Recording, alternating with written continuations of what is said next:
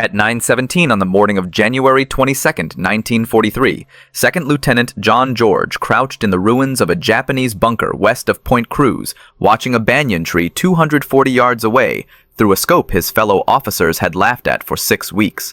27 years old, Illinois state champion, 0 confirmed kills. The Japanese had 11 snipers operating in the Point Cruz groves, and in the past 72 hours, they had killed 14 men from the 132nd Infantry Regiment. George's commanding officer had called his rifle a toy. The other platoon leaders called it his mail-order sweetheart. When he had unpacked the Winchester Model 70 with its Lyman Alaskan scope and Griffin and Howe mount at Camp Forest in Tennessee, the armorer wanted to know if this was meant for deer or Germans. George explained it was for the Japanese. They shipped out before the rifle arrived. George spent the voyage to Guadalcanal watching other men clean their Garands, while his own weapon sat in a warehouse in Illinois. He requested it be forwarded through military mail. 6 weeks later, in late December of 1942, a supply sergeant handed him a wooden crate marked "Fragile." Inside was the rifle he had saved 2 years of National Guard pay to buy. The rifle weighed 9 pounds. The scope added another 12 ounces. The Garand issued to every other man in his battalion weighed 9.5 pounds with no magnification.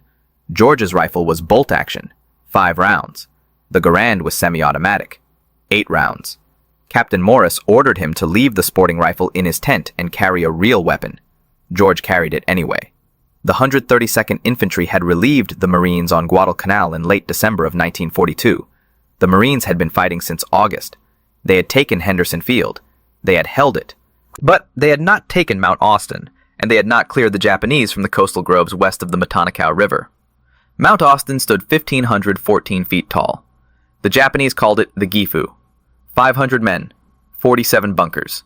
George's battalion attacked on December 17th. They fought for 16 days. They lost 34 men killed and 279 wounded before they finally took the western slope on January 2nd. By then, George had fired his Winchester exactly 0 times in combat. The jungle around Point Cruz was different. No bunkers, no fixed positions, just Japanese soldiers who had retreated west from Henderson Field and dug into the massive trees. Some of those soldiers were snipers. They had scoped Arisaka Type 98s. They knew the jungle. They knew how to wait. On January 19th, a sniper killed Corporal Davis while he was filling canteens at a creek. On January 20th, another sniper killed 2 men from L Company during a patrol. On January 21st, 3 more men died. One of them was shot through the neck from a tree the patrol had walked past twice. The battalion commander summoned George that night. The Japanese snipers were killing his men faster than malaria. He needed someone who could shoot. He wanted to know if that mail-order rifle could actually hit anything. George explained his credentials. Illinois state championship at 1,000 yards in 1939. 23 years old at the time. Youngest winner in the state's history. 6-inch groups at 600 yards with iron sights. With the Lyman Alaskan, 5 rounds inside 4 inches at 300 yards. The commander gave him until morning to prove it. If you want to see how George's civilian rifle performed against Japanese snipers trained for jungle warfare, please hit that like button. It helps us share more forgotten stories like this. And please subscribe if you haven't already. Back to George. George spent the night checking his rifle. The Winchester had been packed in cosmoline for the ocean voyage. He cleaned it again. He checked the scope mounts. He loaded 5 rounds of .30-06 hunting ammunition he had packed in Tennessee.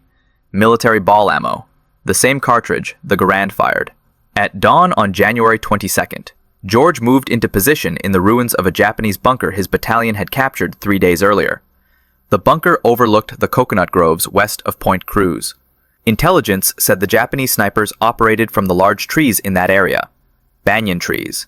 Some of them reached 90 feet tall, with trunks 8 feet thick. A sniper could climb one of those trees before dawn and sit there all day without being seen. George had brought no spotter, no radio man, just his rifle and a canteen and 60 rounds of ammunition in stripper clips. He settled into the bunker and began to watch the trees through his scope. The Lyman Alaskan had 2.5 power magnification. Not much, but enough to see movement in the branches that the naked eye would miss. The jungle was never silent. Birds, insects, the distant sound of artillery. George had learned to filter out the noise and focus on movement. He glassed the trees slowly, left to right, top to bottom. At 9:17 he saw it. A branch moved. No wind, just a small shift. 87 feet up in a banyan tree, 240 yards away. George watched. The branch moved again. Then he saw the shape. A man. Dark clothing, positioned in a fork where 3 branches met. The Japanese sniper was facing east, watching the trail where George's battalion had been moving supplies. George adjusted his scope. 2 clicks right for wind. He controlled his breathing. The Winchester's trigger was glass smooth, 3.5 pounds. He had spent hours adjusting it at Camp Perry before the war. Now he would find out if a civilian target rifle could kill a man trained to kill him first. George squeezed the trigger. The Winchester kicked into his shoulder. The sound cracked through the jungle. 240 yards away, the Japanese sniper jerked and fell. He dropped through the branches. His body tumbled 90 feet and hit the ground near the base of the banyan tree. George worked the bolt. The empty cartridge ejected. He chambered another round. He kept his scope on the tree. Waited for movement. Nothing. The sniper's partner would be close. Japanese snipers worked in pairs, 1 shooter, 1 spotter. If George had just killed the shooter, the spotter was somewhere in that tree, or in the trees nearby. George scanned the surrounding banyans. The scope's 2.5 power magnification forced him to search slowly. Each tree could hide multiple men. The jungle canopy created shadows that made shapes impossible to distinguish without careful observation. At 9:43, he found the second sniper. Different tree, 60 yards north of the first. This one was lower, maybe 50 feet up. The Japanese soldier was moving down the trunk, retreating. He had heard the shot and knew his position was compromised. George aimed, led the movement, fired. The second sniper fell backwards off the tree. His rifle clattered through the branches ahead of him. Both hit the jungle floor within seconds of each other. 2 shots, 2 kills. George reloaded his Winchester from a stripper clip. His hands were steady. His breathing was controlled. This was no different than shooting at Camp Perry, except the targets shot back. At 11:21, a Japanese bullet struck the sandbag 6 inches from George's head. The impact sprayed dirt into his face. He rolled left and pressed himself against the bunker wall. The shot had come from the southwest, different direction than the first 2 snipers. George waited 3 minutes before moving. He inched back to his firing position and glassed the trees to the southwest. The shooter would have moved after taking the shot. That was basic sniper doctrine: shoot and relocate. But in a jungle this dense, relocation options were limited. George found him at 11:38, 3rd tree from the left in a cluster of 5 banyans, 73 feet up. The Japanese sniper had repositioned to a different branch, but remained in the same tree. A mistake. George put the crosshairs on the dark shape and fired. The 3rd sniper fell without making a sound. By noon, George had killed 5 Japanese snipers. Word spread through the battalion. Men who had mocked his mail-order rifle now asked if they could watch him work. George refused. Spectators drew attention. Attention drew fire. The Japanese snipers adapted after the 5th kill. They stopped moving during daylight. George spent the afternoon glassing trees and seeing nothing. At 1600 hours, he returned to battalion headquarters. Captain Morris was waiting. The mockery was gone from his voice. He wanted George back in position at dawn. January 23rd began with rain. Heavy tropical rain that turned the jungle floor into mud and made the trees invisible beyond 100 yards. George sat in the bunker and waited for the weather to clear. The rain stopped at 08:15. By 08:45, enough visibility had returned for work. George spotted the first sniper of the day at 09:12. The Japanese soldier had climbed into position during the rain. Smart. The sound of rain masked movement. This sniper had chosen a tree 290 yards out, longer range than yesterday. Also smart. They were learning his capabilities. George compensated for distance and fired. The sniper fell. The 6th kill brought a response George had not anticipated. At 09:57, Japanese mortars began hitting the area around his bunker. They had triangulated his position based on muzzle flash or sound. The first rounds landed 40 yards short. The second salvo landed 20 yards short. The third salvo would hit the bunker. George grabbed his rifle and ran. He sprinted north along the tree line and dove into a shell crater as the third salvo hit. The bunker he had occupied moments before disappeared in explosions and flying debris. He relocated to a different position. a fallen tree 120 yards north of the destroyed bunker. The tree provided cover and a clear view of the groves. George settled in and resumed his watch. The Japanese sent more snipers that afternoon. They knew George was hunting them. They were now hunting him back. The dynamic had changed. This was no longer target shooting. This was a duel. At 14:23, George killed his 7th sniper. At 15:41, he killed his 8th. This one had climbed high, 94 feet up a banyan tree. Good concealment, but the height created a silhouette against the sky when the sun angle changed. At 1700 hours, Captain Morris sent a runner to bring George back. George had been in position for 9 hours. Morris wanted numbers. George reported 8 confirmed kills over 2 days, 12 rounds fired, 8 kills, 4 misses. Morris assigned George to continue sniper operations starting at dawn on January 24th. That night, George cleaned his Winchester and considered the mathematics. 11 Japanese snipers operating in the Point Cruz groves. 8 now dead, 3 remaining. Those 3 would be the best, the ones who had survived the longest. And now they knew exactly what George looked like and exactly what rifle he carried. George loaded his Winchester with 5 fresh rounds and tried to sleep. At 0300, he gave up and sat in his tent with the rifle across his lap. The rain started again at 0415. By 0530, it was heavy enough that dawn operations would be delayed. George used the time to move to a new position. Not the bunker, not the fallen tree. Somewhere the Japanese would not expect. He chose a spot 70 yards south of his previous position, a cluster of large rocks the Marines had used as a machine gun nest back in December.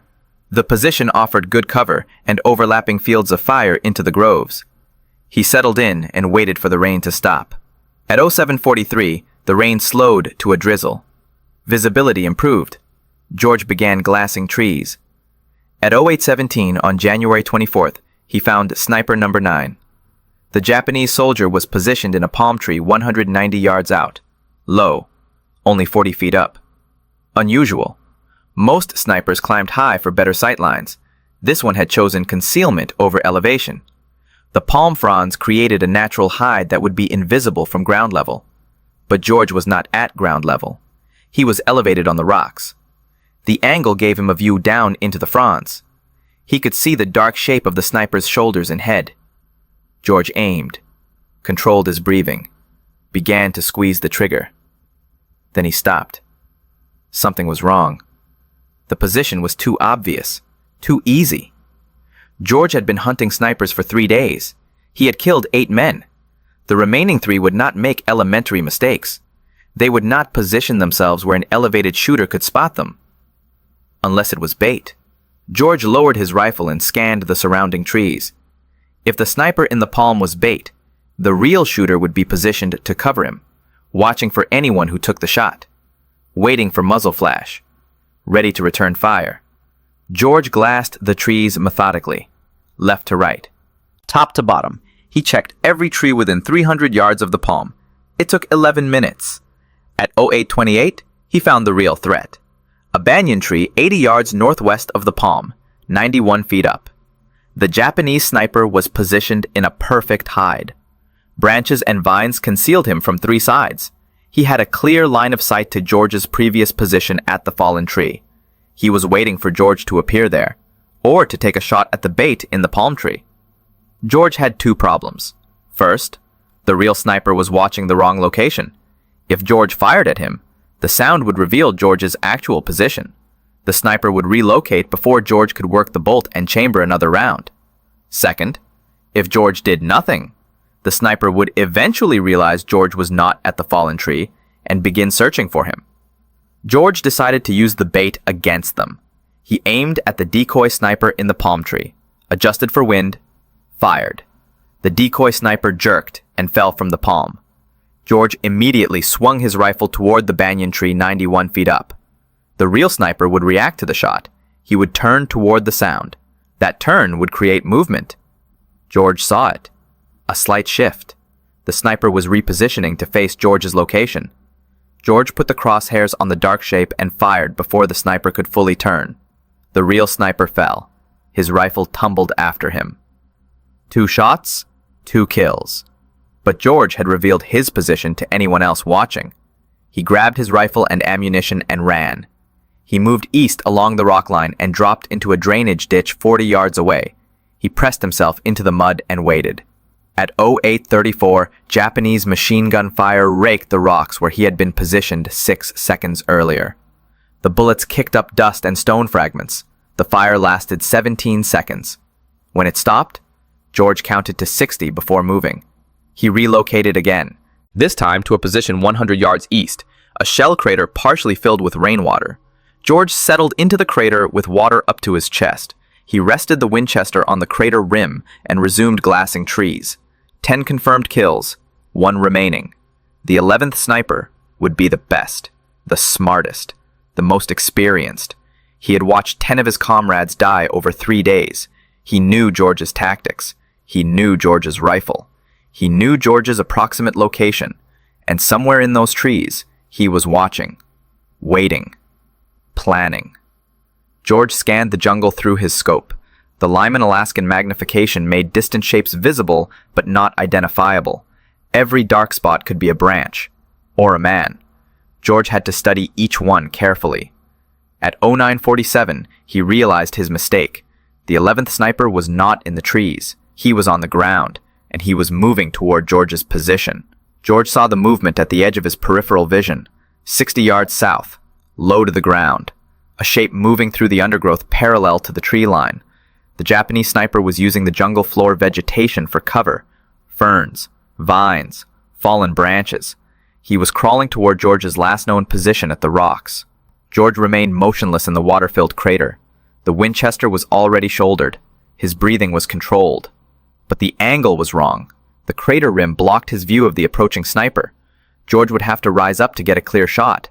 Rising up would expose him. The Japanese sniper stopped moving at 09:52. He had reached a position 40 yards from the rocks. George watched through his scope.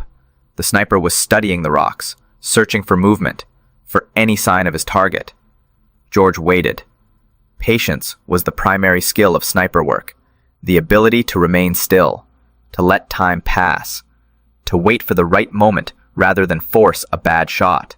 At 09:58, the Japanese sniper began moving again. He crawled forward, 35 yards from the rocks, 30 yards, 25 yards. He was approaching from the south side, the side George had used when he evacuated under machine gun fire. George understood the tactic. The Japanese sniper had watched the machine gun attack. He knew George had moved east from the rocks. He was now working his way along the most likely escape route, hunting George the way George had been hunting him. At 10:03, the Japanese sniper reached the rocks. He moved into the machine gun nest and took up a position facing east, toward the drainage ditch, toward the area where George should have relocated.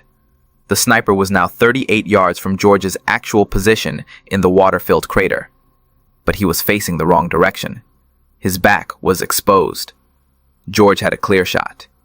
Center mass, 38 yards. An easy shot even without a scope.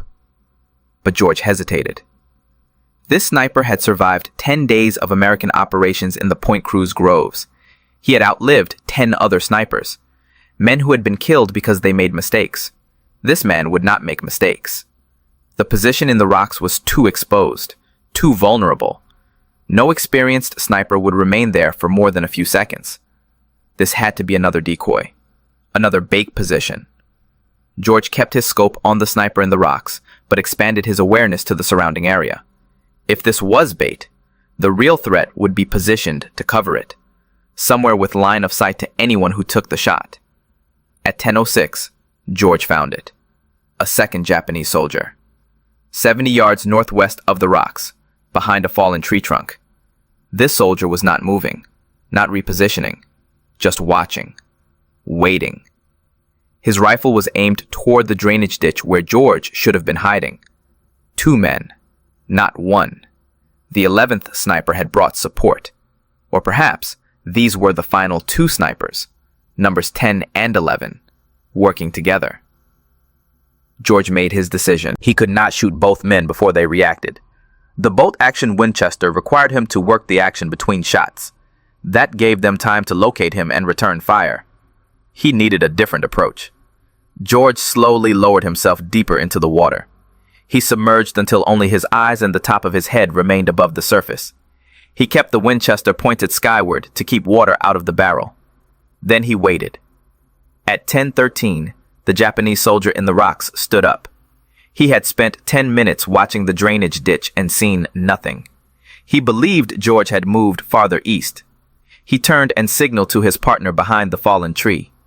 Both men began moving east, parallel to each other, 70 yards apart. They were executing a sweep, planning to flush George out or find his position. George remained in the water, motionless. The two Japanese soldiers moved past his crater. They were now between George and the tree line. Their backs were exposed. George rose from the water, slowly, silently. He brought the Winchester to his shoulder. Water dripped from the barrel, from his uniform, from his face. He aimed at the closer soldier, the one who had been in the rocks, now 42 yards away. George fired. The soldier dropped. George worked the bolt, chambered another round, swung the rifle toward the second soldier behind the fallen tree. The man was turning, raising his rifle. George fired first. The second soldier fell. 11 shots fired over 3 days. 11 Japanese snipers dead. George had cleared the Point Cruz groves of the threat that had killed 14 Americans in 72 hours. But as George climbed out of the crater and retrieved his spent cartridges, he heard a sound that made him freeze. Voices. Japanese voices. Coming from the tree line. Multiple men, moving toward the fallen soldiers. George had killed the snipers, but the snipers had not been working alone. George dropped back into the crater. The water was cold, muddy. He submerged until only his eyes remained above the surface. The Winchester he held vertically to keep the barrel clear. The Japanese voices grew louder. At least 6 men, maybe more. They were moving toward the 2 dead snipers. George heard branches breaking, equipment rattling. These were not snipers. Infantry. A patrol or a recovery team sent to collect the bodies. George counted seconds. The voices stopped at the location of the first body, 42 yards from his crater, close enough that he could hear them clearly even without understanding the words. Then the voices moved to the second body. More conversation. Urgent tones. At 10:28, the voices began moving again. Not back toward the tree line, toward George's crater. They had found his tracks. Boot prints in the mud leading from the rocks to the crater. George had been careful about noise and movement. He had not been careful about tracks. George had 5 rounds in the Winchester, 6 Japanese soldiers at minimum. Poor odds for a bolt-action rifle. He considered his options. Stay hidden and hope they passed by, or fight. The voices grew closer. 30 yards, 25 yards, 20 yards. At 10:31, a Japanese soldier appeared at the crater rim. He was looking down, directly at George. Their eyes met. George fired from the water. The soldier fell backward. George worked the bolt while still submerged, chambered another round, rose up. 2 more soldiers were at the crater rim. George fired, worked the bolt, fired again. Both soldiers dropped. 3 rounds left. George could hear shouting. More soldiers moving toward him. He climbed out of the crater on the north side, away from the approaching voices. He ran 20 yards and dropped behind a fallen tree. Japanese rifle fire cracked through the jungle. Bullets struck the ground around the crater, around the fallen tree. The soldiers were firing at movement, at sound, not at confirmed targets. George stayed low. He glassed the area through his scope, saw movement. 2 soldiers advancing toward the crater, 50 yards out. George aimed at the lead soldier, fired. The soldier dropped. The second soldier dove for cover. 2 rounds left. George heard more voices behind him. The Japanese were flanking. 1 group approaching from the south, another from the east. George was about to be surrounded. He made his decision. He could not win a firefight with a bolt-action rifle against multiple soldiers with semi-automatic weapons. He needed to break contact, move back toward American lines. George grabbed his rifle and ran north. He sprinted through the jungle undergrowth. Vines caught his boots. Branches whipped his face. Japanese rifle fire followed him. Bullets snapped past, struck trees, kicked up dirt. George ran for 90 seconds before diving into another shell crater. This one was dry. He pressed himself against the crater wall and listened. The Japanese voices were distant now. They had not pursued. They were regrouping around their dead. George checked his rifle. Mud on the stock. Water still dripping from the barrel. He had 2 rounds left and no stripper clips. The clips were in his pack. The pack was somewhere near the water-filled crater. At 10:47, George began moving again. Not running. Walking. Staying low. Using the terrain for cover. He moved northeast toward the American lines. The jungle was quiet. No voices. No movement. Just the sound of his own breathing and the distant rumble of artillery. At 11:13, George reached the American perimeter. A Marine sentry challenged him. George identified himself. The sentry let him through. George walked to battalion headquarters and reported to Captain Morris.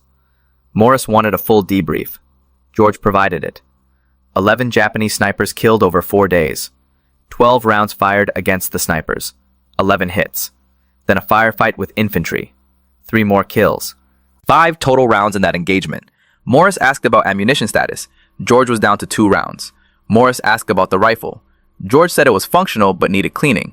Mud in the action, water in the barrel.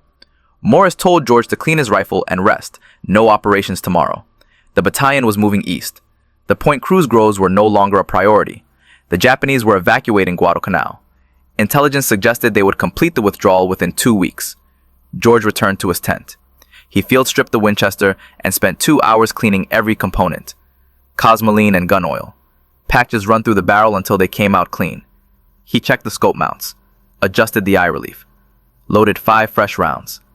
At 1400 hours, word came down from division headquarters. The battalion commander wanted to see George.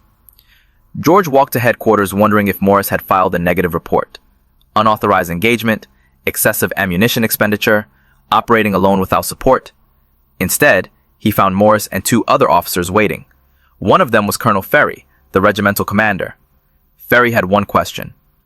Could George train other men to do what he had done? George said he could try, but it would require time, and rifles with optics, and men who could already shoot. Ferry said division had 14 Springfield rifles with unimpressive scopes, sniper rifles left behind by the Marines, and Ferry had 40 men in the regiment who had qualified as expert marksmen before deployment.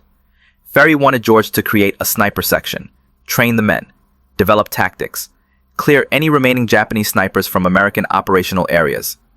George accepted, but he had one condition. He wanted to keep his Winchester. Ferry approved the request. George kept his Winchester Model 70. The 14 Springfield rifles with unimpressive scopes went to the men George would train. Training began on January 27th. George had 40 men assembled at a makeshift range 2 miles east of Henderson Field. The men were expert marksmen on paper. They had qualified with iron sights at ranges up to 500 yards, but none of them had combat experience as snipers. None of them had killed a man from concealment. George started with the fundamentals: breathing control, trigger squeeze, reading wind. The Springfield rifles weighed 11 pounds with the unimpressive scopes, heavier than the Garand, heavier than George's Winchester. The weight made the rifles stable but tiring to hold for extended periods. George taught them to use any available support: rocks, logs, sandbags. The jungle rarely offered perfect shooting positions. Snipers had to adapt to terrain and create stable platforms from whatever materials were available. Range training lasted 3 days. George had the men shoot at stationary targets from 100 to 400 yards, then moving targets, then targets partially concealed by vegetation. By January 30th, 32 of the 40 men could consistently hit man-sized targets at 300 yards under field conditions. George divided them into 16 two-man teams, shooter and spotter. The spotter carried binoculars and a Garand. His job was to locate targets and provide security while the shooter engaged. After each kill, the roles could switch. This kept both men proficient and prevented the single point of failure that came from relying on one shooter. On February 1st, George took 4 teams into the field. Their mission was to clear Japanese positions west of the Matanikaw River. Intelligence indicated small groups of Japanese soldiers were still operating in that area. Not snipers, just infantry. Stragglers who had not yet evacuated. The 4 teams moved into position at dawn. George paired with a spotter named Corporal Hayes. They set up on high ground overlooking a trail the Japanese had been using for resupply. At 0720, a Japanese soldier appeared on the trail. Hayes confirmed the target through binoculars. George fired. The soldier dropped. George worked the bolt and scanned for additional targets. None appeared. Over the next 6 hours, George's team engaged 7 more Japanese soldiers on that trail. 7 shots, 6 kills, 1 miss due to wind. The other 3 teams reported similar results. 23 Japanese soldiers killed that day. 0 American casualties. The sniper section continued operations through early February.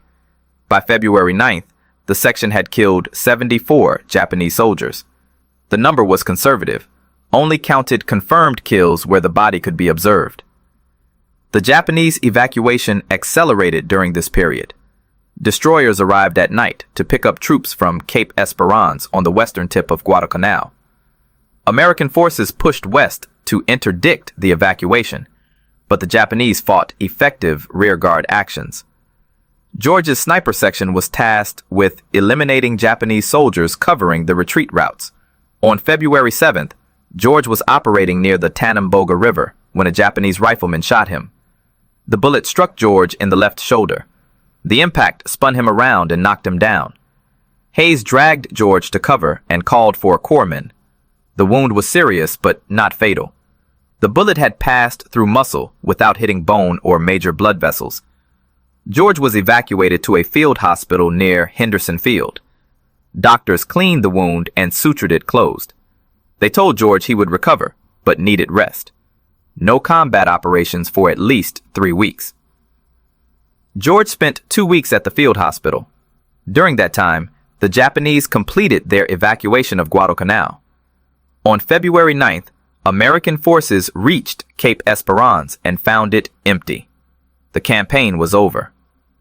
George's sniper section had operated for 12 days. 74 confirmed kills, 0 friendly casualties during sniper operations.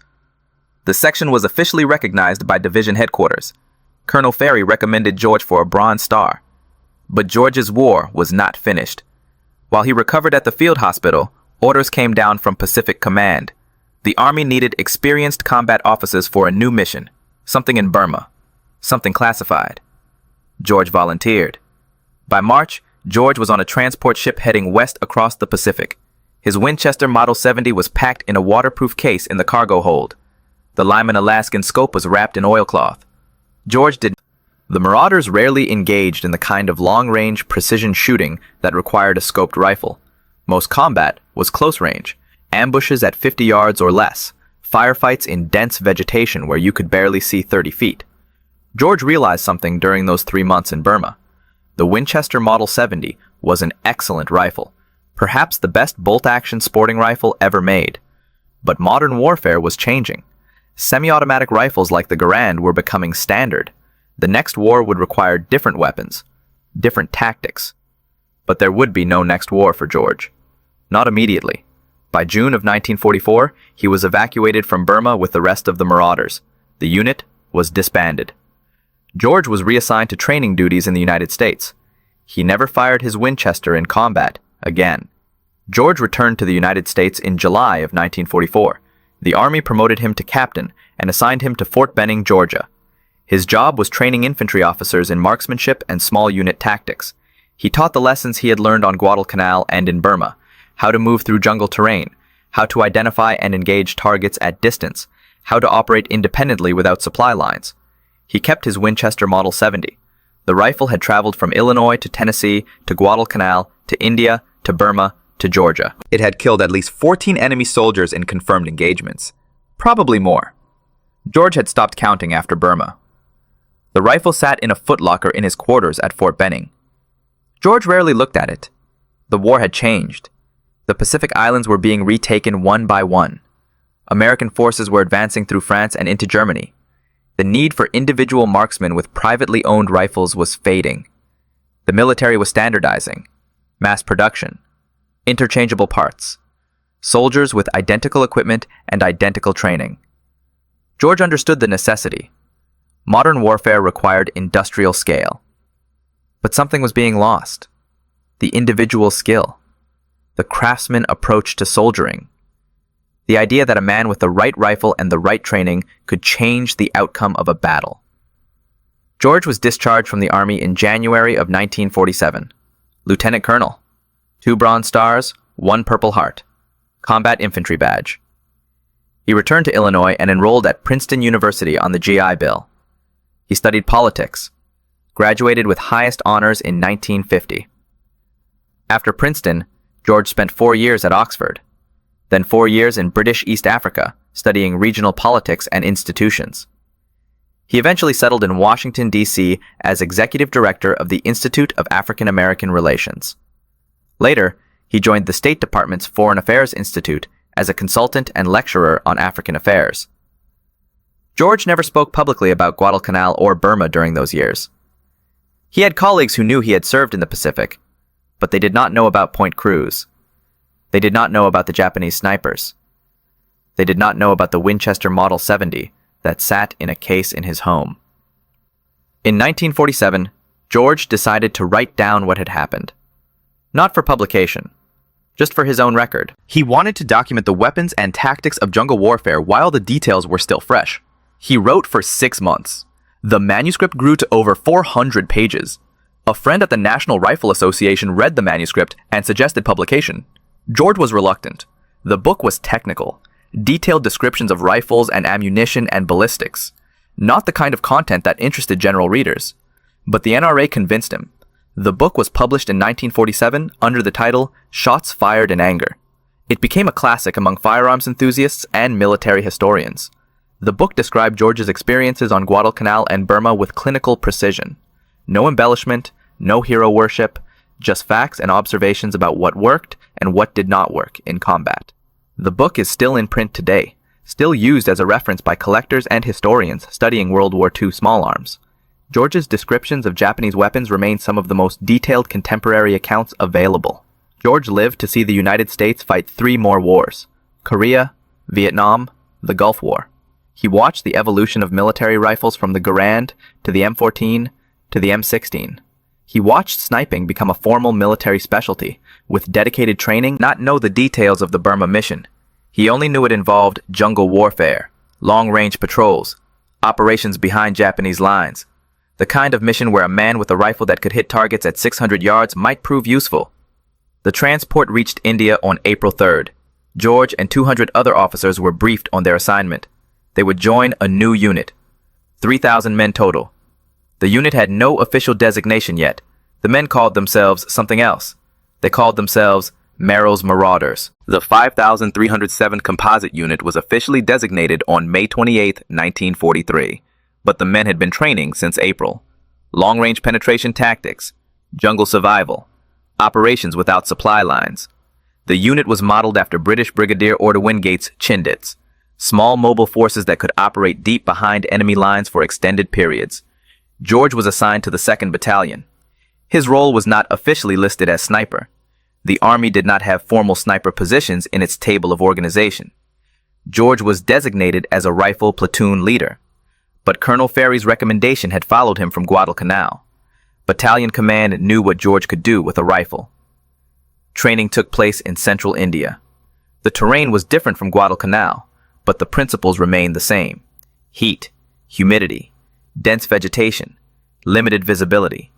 The Burma jungle would be worse, steeper terrain, heavier rainfall, and an enemy that knew the ground better than any American force. George modified his equipment for the Burma mission.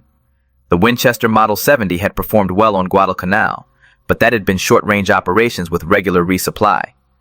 Burma would involve patrols lasting weeks, hundreds of miles through jungle. Every ounce of weight mattered. George removed the Lyman Alaskan scope and replaced it with a lighter Weaver 330. The Weaver had the same 2.5 power magnification, but weighed 8 ounces less. He also replaced the wooden stock with a lighter synthetic version. The modifications reduced the rifle's weight from 9 pounds 12 ounces to 8 pounds 14 ounces. Not much, but over a 2-week patrol carrying 60 pounds of equipment, every ounce mattered. The Marauders entered Burma in February of 1944. Their mission was to advance through northern Burma and capture the Mitkiina airfield. The airfield was critical for Allied supply routes into China. Japanese forces controlled the area with approximately 4,000 troops. The Marauders would approach overland, through terrain the Japanese considered impassable for large forces. Mountains, rivers, dense jungle, no roads, limited trails.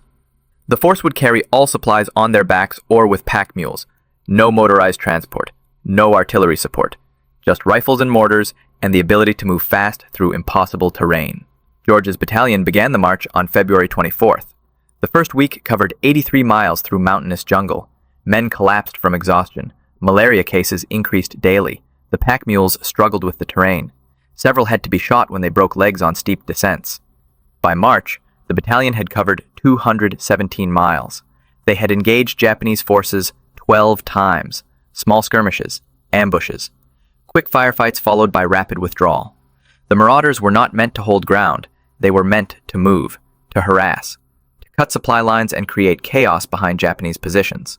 George used his Winchester 3 times during the march, once at 412 yards against a Japanese officer directing troops at a river crossing, once at 380 yards against a machine gun position, once at 290 yards against a sniper who had pinned down a marauder patrol.